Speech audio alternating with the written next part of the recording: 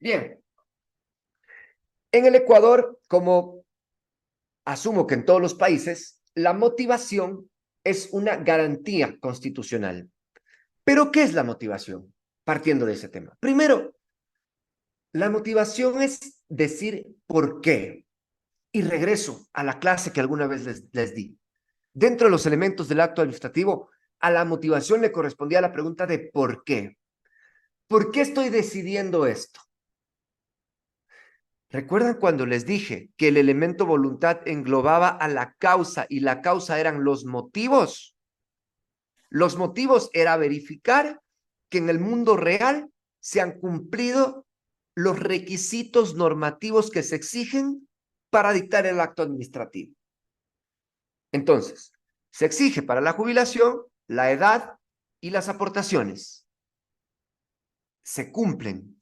La motivación es exteriorizar que esos motivos se han cumplido. Decir cómo esos motivos se cumplieron y por qué decidí lo que decidí.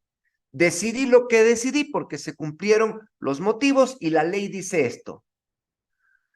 Entonces, motivación no es nada más que explicar las razones fácticas y jurídicas de por qué tomé una decisión.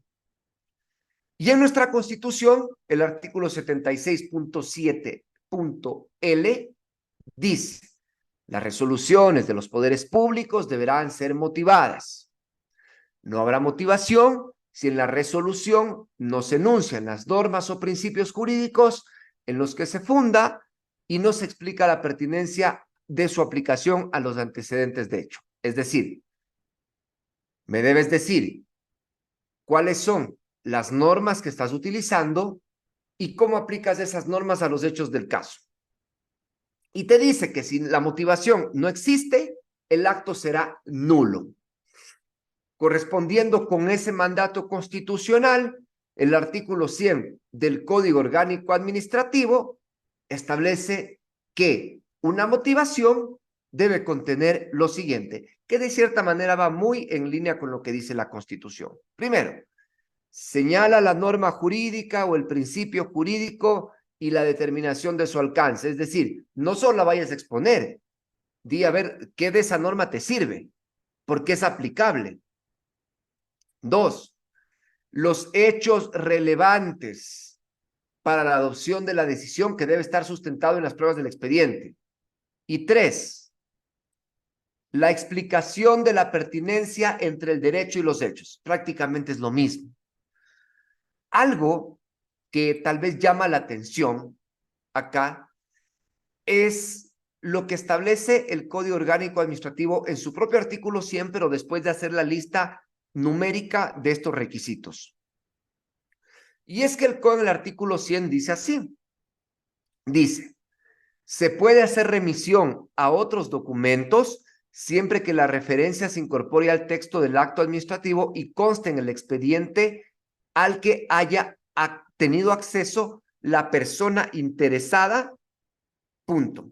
Y después dice, entonces, primero este punto. Entonces, lo que te dice es que tú puedes hacer referencia a otros documentos y basar tu motivación, es decir, el decirlos por qué, en documentos que consten en el propio expediente, ¿no es cierto? Y tenemos una sentencia que también habla de este caso. Es la sentencia del 25 de marzo del 2009, ¿no es cierto? Que nos dice lo siguiente. Dice, en la resolución 237 del 2006, en la que se señala que los informes previos sirven de fundamento a la resolución administrativa que produce efectos jurídicos directos en contra del administrado. Entonces, miren lo que dice acá. Dice, como en el presente caso existen documentos jurídicos que sirvieron de antecedentes para adoptar la resolución final, a los que se ha hecho referencia expresa, por lo que la resolución impugnada sí tiene motivación. ¿Esto por qué lo dice el Código Administrativo y por qué lo dice la ley también? Perdón, la jurisprudencia. La jurisprudencia lo dice porque a veces esperamos que de cierta manera en la resolución conste todo, ¿no es cierto? Todo, y sean unas resoluciones eternas. Pero no, en cambio, lo que ha dicho la Corte y lo que ha dicho la jurisprudencia es que se permite lo que se llama la motivación in alumnia.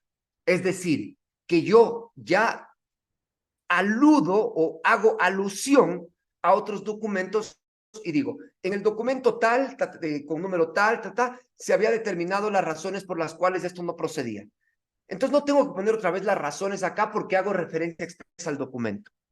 Esto pasa también cuando se resuelven recursos judiciales y, por ejemplo, los jueces superiores no hacen alusión, perdón, hacen alusión, pero no copian textualmente lo que dijo la sentencia inferior, sino que dicen, en la sentencia tal se había dicho esto, entonces lo toman como referencia, lo están diciendo. El que quiere entender qué dice el documento tiene que ir al otro documento al que se hace referencia expresa. Pero ojo, el Código Orgánico Administrativo nos establece una segunda disposición para que proceda este tipo de motivación. Y es que la persona debió haber tenido acceso a esos documentos. Entonces, el Código Orgánico Administrativo, como les decía, establece un segundo requisito para que proceda este tipo de motivación. Y es que la persona haya tenido acceso a los documentos a los cuales se hacen referencia. Claro, porque es muy cómodo que yo aluda a documentos, pero que la persona nunca tuvo acceso. Entonces, ahí sí no voy a poder saber qué dice el acto, porque por último, cuando hago este tipo de motivación, leo la resolución, y me voy al otro documento que me dice y entiendo. Pero si no tengo el otro documento, no lo puedo hacer. Y también, ya fuera de la tipo de motivación que es por alusión que estamos refiriendo, el Código Administrativo tiene un último inciso en el artículo 100 que dice, si la decisión que contiene el acto administrativo no se deriva del procedimiento o no se desprende lógicamente de los fundamentos expuestos, se entenderá que no ha sido motivado. Es decir, el acto debe ser consecuencia del procedimiento. Si yo inicio un procedimiento administrativo para dictar cierto tipo de acto administrativo y termino dictando otro contrario, es decir, si por ejemplo se inicia un procedimiento para dar una licencia, alguien me pide una licencia ambiental, ok, estoy tramitando la licencia, lo lógico sería que acepte o niegue la licencia. Pero ¿qué tal que no? Digo, me pidiste la licencia y me acabo de enterar acá que también tengo competencia para sancionarte. No inicio otro procedimiento, sino que cojo ese procedimiento que tú iniciaste para que te dé la licencia y termino sancionándote. Entonces, no es una decisión que se desprende lógicamente o se deriva del procedimiento que se inició. Se inició un procedimiento para dar licencia, no para sancionar. Podría atacarse también por esta vía de motivación. Bien, listo. Hasta acá, todo muy bien. Vemos lo que es la motivación, vemos vemos qué es lo que deberíamos cuidar para tener una buena motivación. Pero no podemos cerrar este capítulo sin hacer alusiones a esta importante sentencia de la Corte Constitucional que nos habla de las patologías de la motivación. La sentencia 1158-17-EP/21, que es la sentencia de la garantía de la motivación, que como ustedes bien saben, eliminó el test de proporción, el test de motivación, que era la lógica, la comprensibilidad y la razonabilidad, y dijo, oye, a ver, la motivación es mucho más sencillo que eso. La motivación es explicar razones suficientes de por qué tomaste la decisión. De hecho, la Corte dice, ni siquiera es si las razones son correctas o no. Eso no importa en materia constitucional. Eso tendrá que corregirse a través de los mecanismos ordinarios de impugnación. Acá importa si las razones son suficientes, no si está bien en cuanto al derecho. Solo si es suficiente y te explicaron por qué tomaron esa decisión. Tampoco pedimos una motivación perfecta o exhaustiva. La Constitución dice una suficiente. Y de ahí, entonces, la Corte dijo, tengo 3 tipos de vicios en la motivación. Una motivación inexistente, una motivación insuficiente y una motivación aparente. ahí en la imagen está como puertas. Vamos a entrar en cada una de ellas con ejemplos de la propia Corte y a explicarles esta sentencia que debe ser herramienta de uso de todos nosotros. Primero, vamos por la motivación inexistente. Y la Corte, yo cuando pongo acá los números, por ejemplo, dice 67, quiere decir el párrafo de la sentencia de la Corte Constitucional 1158, que es la que estamos utilizando. Entonces, en este párrafo, la Corte te dice, una argumentación jurídica es inexistente cuando la respectiva decisión carece totalmente de fundamentación normativa y fundamentación fáctica. Es decir, no dice ni los hechos ni el derecho, solo se lanza a decidir. Y acá nos pone el ejemplo. Dice acá, por ejemplo, la sentencia de la Corte Provincial de Justicia del Guayas contiene una mera transcripción de la demanda de acción de protección y de las intervenciones que se realizaron durante la audiencia pública del juez de primera instancia.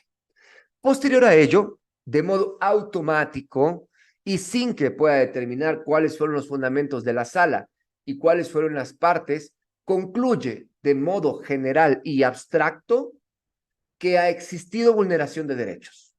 Sin embargo, no menciona cuáles eran esos derechos, ni realiza una explicación respecto de cómo y por qué se dio tal vulneración. ¿Sí? No tiene ni norma, ni utiliza hechos relevantes para decidir. Entonces, motivación inexistente, totalmente atacable por vías constitucionales o vías legales. Segundo, motivación insuficiente. Párrafo 69, dice la Corte, una argumentación jurídica es insuficiente cuando la respectiva decisión cuenta con alguna fundamentación normativa y alguna fundamentación fáctica, pero alguna de ellas es insuficiente porque no cumple con el estándar de suficiencia. Entonces, ¿qué pone como ejemplo la Corte?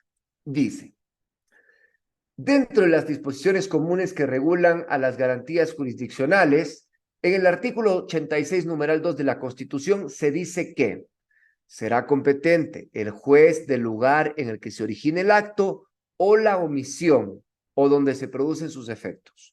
De esta norma se desprenden dos supuestos que establecen la competencia de la autoridad judicial que conoce la acción de protección, donde se origina el acto o donde el acto produce los efectos. Pero dice, en la sentencia impugnada no existe un análisis ni pronunciamiento sobre el segundo de ellos. Por lo tanto, al examinarse únicamente el primer presupuesto, esto es, el lugar donde se originó el acto, no se realizó la debida explicación de la pertinencia de la aplicación de las normas jurídicas con los antecedentes de hecho, debido a que también debió analizarse los defectos del acto o de la omisión que se considere lesivo de derechos. Entiendo que en este caso lo que se hizo fue un juez se declaró incompetente porque dijo, en este cantón no se ha originado el acto, pero no analizó si es que en ese cantón el acto producía efectos para pronunciarse si seguía siendo incompetente o ahí ya se declaraba competente. Bien, estos dos vicios o patologías de la motivación, desde mi punto de vista, son los más sencillos de entender. El más complicado de entender y el más útil es aquel de la motivación aparente. ¿Por qué? Porque la motivación aparente quiere decir que sí hay una motivación, pero esa motivación quiere disfrazarse de motivación suficiente, pero no lo es en el fondo. No lo es. Es como diríamos un lobo vestido de oveja. Quiere presentarse como motivación, pero no lo es. No es una motivación suficiente. Y aquí, si me permiten darles un consejo, es la mayoría de casos que nos vamos a encontrar. Y el dominar estos 4 subpatologías de la motivación aparente les va a permitir a ustedes que cuando aleguen los vicios de motivación frente a la Contraloría, frente a las entidades, decían, tu motivación es incoherente por esto, es inatinente por esto, y ya. Y no solo es que es falta de motivación. Entonces pónganle atención a esto. ¿De acuerdo? Vamos. Motivación aparente. Toquemos la puerta de la primera, que es la motivación incoherente. La motivación incoherente, dice la Corte, dice, hay incoherencia cuando en la fundamentación fáctica o en la jurídica, primero, existe una contradicción entre los enunciados que componen sus premisas y conclusiones, es decir, hay una incoherencia lógica, ¿no es cierto? Cuando un enunciado afirma lo que otro niega. Y miren el ejemplo que dice la Corte. Dice, por un lado, la sala señaló que la decisión recurrida era objeto del recurso de casación. Enunciado contradictorio 1. Y en líneas posteriores, concluyó que no lo era. Enunciado contradictorio 2. Por un lado dijo que sí era susceptible del recurso y después dijo que no lo era. Entonces, hay una incoherencia lógica, porque evidentemente se contraponen. Ojo, que aquí la Corte dice que la incoherencia lógica solamente vulnera la garantía constitucional de motivación si es que expulsando esos dos argumentos que se contraponen, el resto de argumentos no permite tener una motivación suficiente. Si es que sí lo permite, entonces ya no se vulneraría la garantía. Y el segundo supuesto en el que se produce la incoherencia se llama incoherencia decisional. Y la Corte dice, cuando existe una inconsistencia entre la conclusión final de la argumentación y la decisión, cuando se decide algo distinto a la conclusión previamente establecida. Y el ejemplo que dice la Corte es el siguiente. Concurren dos pronunciamientos en la citada resolución. El primero, aceptando la incompetencia del juez de primera instancia y por lo tanto de la misma sala en razón del territorio. Esa es la conclusión. Entonces la conclusión acá dijo, digamos que estoy en la Corte Provincial de Pichincha. Dijo, el juez de Quito era incompetente para resolver esta acción de protección en razón del territorio, porque este acto se originó y tenía efectos en Guayaquil. Entonces, cuando le declara incompetente en razón del territorio al juez de Quito, en consecuencia, la Corte Provincial de Pichincha también es incompetente. Pero, dice, ya dijo que el juez de Quito era incompetente, pero decide confirmar la sentencia primera. En lugar de decir, oigan, somos incompetentes, mandemos este caso para que resuelva el juez de Esmeraldas. Perdón, el de Guayaquil. ¿De acuerdo? Entonces, ahí miren cómo la conclusión a la que llegaron, que eran incompetentes, si resolvieron eso, debería decir, por lo tanto, somos incompetentes, se niega la acción, y no decir fue incompetente, por lo tanto, confirmo la sentencia venida en grado, que seguramente concedió la acción de protección. ¿De acuerdo? Bien. Entonces, vicio de apariencia, ¿sí? Vicio de apariencia. Gracias. ¿Cómo están? Cuéntenme en el chat cómo están. ¿Ya se están durmiendo? Veo que estoy hablando acá solito. Cuéntenme cómo van esas historias. Recuerden que nos tomamos foto al final, así que no se vayan a ir y va a ser un cierre espectacular. Vamos, segundo, ya estamos terminando, vamos. Segundo subvicio, motivación inatinente. Dice, hay motivación inatinente cuando en la fundamentación fáctica o en la fundamentación jurídica se esgrimen razones que no tienen que ver con el punto controvertido. Esto es, que no guardan relación semántica general con la conclusión final de la argumentación y por tanto con el problema jurídico que se trate. O dicho de otro modo, qué bueno que la Corte Constitucional sea así porque ya no le estaba entendiendo. Dicho de otro modo, una inatinencia se produce cuando el razonamiento del juez equivoca el punto de la controversia judicial. Y ojo, entonces el juez resuelve algo distinto. Por ejemplo, acá yo puse un ejemplo primero y después les doy el de la Corte. El ejemplo que yo puse es, en una demanda que se presenta para impugnar la discrecionalidad en las preguntas de una prueba técnica de un concurso de méritos y oposición, entonces yo impugno porque le digo al juez, están mal hechas las preguntas, me están preguntando cosas que no tienen que ver con mi cargo, pero el juez termina negando la demanda porque dice, que se respetó el debido procedimiento en el concurso.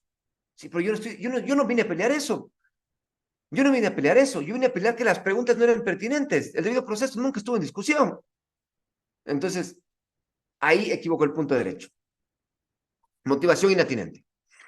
Y miren, antes de darles el ejemplo de la Corte, la salvedad que dice que es muy importante lo que dice aquí la Corte. En el párrafo 82 de la sentencia dice: la inatinencia no se refiere a la pertinencia jurídica de las razones esgrimidas en la argumentación, es decir, no alude a si las disposiciones jurídicas invocadas por el juzgador son o no aplicables al caso concreto. Es decir, a ver, acá no estamos viendo si es que las normas de derecho que utilizaron eran las adecuadas. No.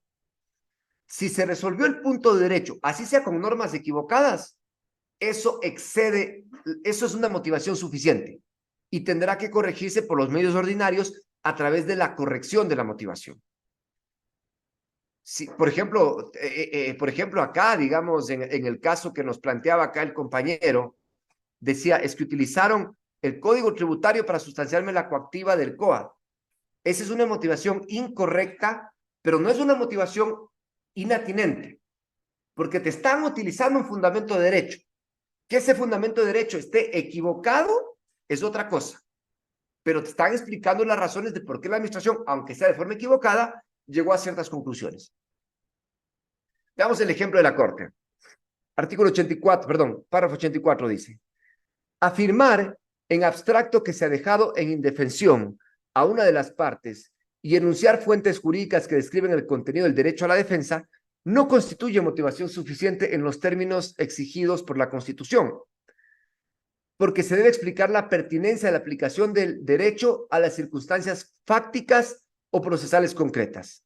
En este caso, el juez se ha limitado a decir que se ha vulnerado el derecho a la defensa, sin decir por qué, y sin establecer qué artículos le dan esa garantía del derecho a la defensa. Es decir, se vulneró el derecho a la defensa, y ni los hechos ni nada. Entonces, es una motivación inatinente. No se explica la pertinencia, como lo dice acá. En tercer término, y ya penúltimo, tenemos lo que es la motivación incongruente. Incongruente. Y dice, hay incongruencia cuando en la fundamentación fáctica o en la fundamentación jurídica, en la fundamentación fáctica o en la jurídica, escuchen, primero, uno, no se ha contestado algún argumento relevante de las partes procesales, es incongruencia frente a las partes. ¿Y cuáles son esos argumentos relevantes? Dice, los argumentos son especialmente relevantes cuando apuntan a resolver el problema jurídico en sentido opuesto a la respuesta dada por el juzgador. Si es un argumento satélite que no hubiera aportado en nada a cambiar la decisión, prácticamente para la garantía de motivación, no importa si no te lo contestaron. De ahí que yo les doy siempre un consejo y siempre les digo, oigan, si van a impugnar y tienen un argumento fuerte y dos medios débiles, pongan solo el fuerte, porque les van a terminar contestando el más débil y no les van a contestar el fuerte. Pongan solo el fuerte. No es de llenar de páginas el recurso, de hecho, visto desde la perspectiva del servidor público, le dan más trabajo innecesario. Tienen un argumento fuerte, pongan ese y no se hagan problema. ¿Cuál es el ejemplo de esta primera incongruencia frente a las partes? Dice, el Tribunal de Apelación identificó la alegación del Ministerio relacionada con la falta de competencia del juez de instancia. Sin embargo, no ofreció ninguna respuesta a la misma en su sentencia. Es decir, ok, dijo el Ministerio está alegando incompetencia, pero nunca le respondió. Era relevante puesto que incidía directamente en cómo debía resolverse el problema jurídico de si el juez de primera instancia actuó o no con competencia y en consecuencia si se debía declarar o no la nulidad del proceso. Entonces era un argumento que la parte lo dijo y el juez nunca le contestó y era relevante, porque si se hubiera atendido ese punto, la sentencia no hubiese sido la misma. Segundo elemento o escenario de la incongruencia de la motivación. Dice, Cuando no se ha contestado alguna cuestión que el sistema jurídico, es decir, la ley o la jurisprudencia, impone, obliga a abordar en la resolución de los problemas jurídicos conectados con cierto tipo de decisiones, generalmente con miras a tutelar de manera reforzada un derecho fundamental. Eso se llama incongruencia frente al derecho. Cuando no se contesta, no un argumento de las partes, sino cuando no se analiza algo que la ley o la jurisprudencia dice que hay que analizar previo a resolver ese problema jurídico. Por ejemplo, acá tenemos, dice, si un juez respondiera afirmativamente al problema jurídico, que si debe declararse el desistimiento tácito de una acción de garantía jurisdiccional, sin determinar y señalar de forma expresa los motivos por los cuales la presencia del accionante o la afectada es necesaria y esencial. Es decir, en las acciones de protección, si no va el actor a la demanda, a la audiencia, perdón, se genera el desistimiento tácito, pero siempre y cuando no se pueda, o sea, siempre y cuando sea necesaria la presencia de la persona para verificar esa vulneración de derechos. Si el juez se limita a decir, como no vino a la audiencia, es desistimiento tácito, sin analizar por qué no se puede llevar la audiencia sin esa persona, entonces hay una incongruencia frente al derecho. Tanto la incongruencia frente a las partes cuanto la incongruencia frente al derecho, explicada en los términos de acá, vulnera la garantía constitucional de motivación. La motivación incomprensible. Párrafo 95. Dice, hay incomprensibilidad cuando un fragmento del texto en que se contiene la fundamentación normativa y la fáctica no es razonablemente inteligible, entendible, comprensible para un profesional de derecho o para una persona lego o no abogada cuando en ciertas causas puede intervenir sin el patrocinio de un abogado. Por ejemplo, digamos que alguien pone un juicio de alimentos sin abogado porque lo puede hacer, o una garantía jurisdiccional porque lo puede hacer, entonces de ahí la sentencia del juez tendrá que ser comprensible para el ciudadano que puso la demanda. Y en cambio, un juicio civil, un juicio tributario, un juicio contencioso administrativo, ahí en cambio tiene que ser entendible para el abogado. Entonces, para un abogado razonablemente estudioso. Tampoco para un nerd, pero tampoco para el más vago, sino para un abogado tranquilo, ¿de acuerdo? Entonces, pero la Corte dice que evidentemente esta comprensión no es que debe ser una comprensión, digamos, obviamente entendemos que los jueces tienen un nivel cultural medio al menos, ¿no es cierto? Es decir, no son personas que, por ejemplo, que yo voy a explicar todos los términos, ¿no? Por ejemplo, yo utilizo la palabra inteligible. Tampoco voy a entrar en... Inteligible significa que no se entienda, no, no, o sea, un lenguaje normal, normalito, ¿ok? Y esto yo lo quise relacionar también con el acto administrativo imposible por ser impreciso u obscuro, donde el destinatario no puede conocer lo que el acto ha declarado. No se sabe a qué cosas o a qué personas afecta. Es inteligible, no lo entiendo. Ya lo leí 5 veces, le di a mis colegas y nadie lo entiende. Entonces la sentencia es incomprensible. Eso también vulnera la garantía constitucional. El párrafo 100 de la sentencia de la Corte es muy importante porque te dice, y lo voy a dar lectura para que lo vean. Esta Corte considera importante aclarar que cuando una parte procesal acusa la vulneración de la garantía de la motivación en una determinada decisión judicial, yo le aumentaría o administrativa, no es indispensable que identifique uno de los tipos de deficiencia motivacional o vicio motivacional descritos en esta sentencia. Es decir, no es necesario que usted diga es incomprensible, es incoherente, no, eso no es necesario. Pero lo que sí se requiere es que la parte procesal formule con aceptable claridad y precisión las razones por las que se habría vulnerado la garantía de motivación. Es decir, dice la Corte, no basta con realizar afirmaciones genéricas del tipo, abro comillas, la sentencia no motiva adecuadamente la decisión o La motivación de la sentencia no reúne los requisitos del artículo 77.7L de la Constitución. No. Debe especificarse en qué consiste el supuesto defecto de motivación.